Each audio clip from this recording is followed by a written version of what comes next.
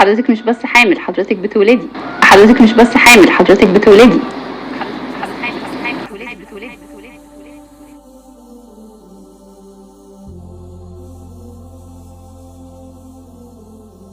انا عندي مغص شديد قوي، وخدت بسكوبان وخدت كيتوفان وخدت ادولور ومفيش حاجه بتجيب نتيجه.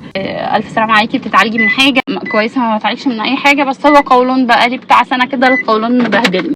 طيب البيريود عامله ايه؟ البيريود منتظمه؟ بناخد وسائل منع حمل؟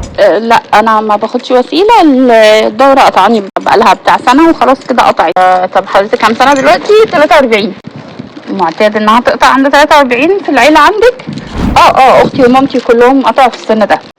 حصل اي تغييرات الفتره اللي فاتت؟ زياده في الوزن، نقصان سريع او زياده سريعه؟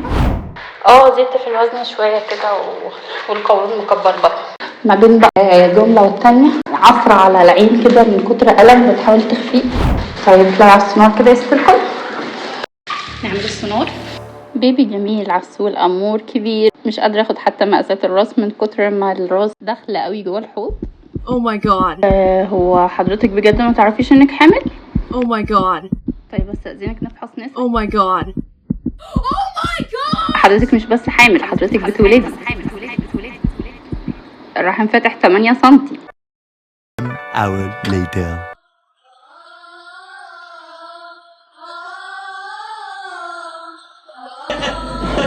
والله العظيم يا جدع، الجدع ده بيسمع حاجات غريبة وعمال وصلت لحد الجزء ده من الفيديو. شكرا جزيلا على حسن استماعك، و stay safe. خدتكم بعد.